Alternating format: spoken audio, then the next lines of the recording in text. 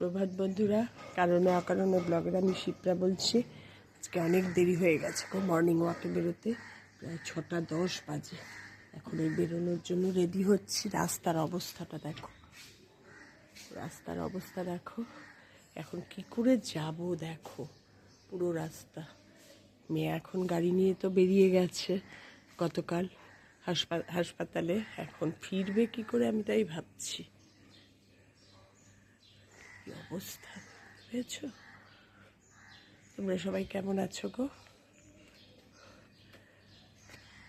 আমি ঠিকঠাকই আছি। এই বেরোচ্ছি, 6:10 বাজে। আজকে প্রচুর দেরি হয়ে গেছে। 5:30টায় কর্তা ডেকেছে, তারপরে আসলে এখন ফ্যান চলছে, গভীর ঘুমাচ্ছি। আর বেরোই, রাস্তায় হাঁটি, তারপরে আবার তোমাদের সাথে কথা বলবো।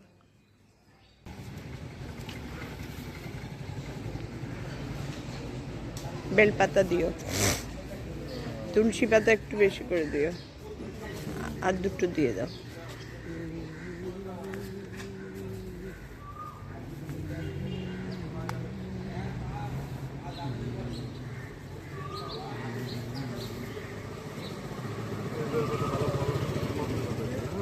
আগের সপ্তাহের বেলপাতাগুলো ভালো ছিল।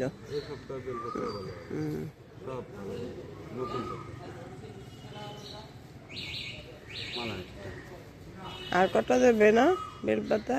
পান দিয়েছ, দুব্বা দিয়েছ, কলা দিয়েছে। হ্যাঁ হ্যাঁ, আর কটা বেলপাতা দাও।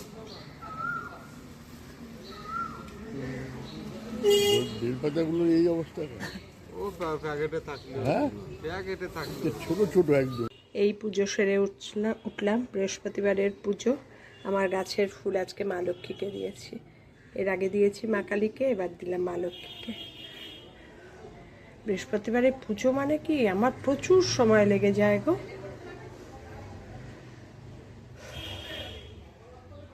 আমাদের সকালে দেখিয়েছি না মর্নিং ওয়াকে বেরোনোর সময় কি অবস্থা রাস্তার, দেখো কি অবস্থা। মানে কি বলতো, বড় বড় এর ওপর যদি বুলডোজারটা চালিয়ে দেয় তাহলে কিন্তু এতটা অসুবিধা হবে না, হাঁটতেই পারা যাচ্ছে না। আজকেও গাড়ি চালালো না, তাহলে কি করে হবে বলো? বাড়ির থেকে বেরোনো দুটো গলি, এই গলিটার এই অবস্থা, এই গলিটার অবস্থা দেখো। এটা এখনো ইটও পাতেনি, এমনিতেই কেটে ফেটে কি করে রেখে গেছে। আমাদের এখন খুব সঙ্গীন অবস্থা, ঘর থেকে বাড়ির থেকে বেরোনো মানে। অবশেষে রোলার চলছে। বাবারে বাবা, হাঁটা যাচ্ছে না।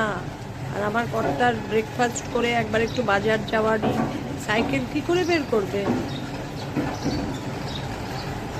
অবশেষে রোলার চলছে। বাপরে বাপ, এবার কি পিচ দুদিন দেরি হলেও কিছু আসে যায় না। এই ইটের ওপর দিয়ে হাঁটা যায় দেখো তোমরা।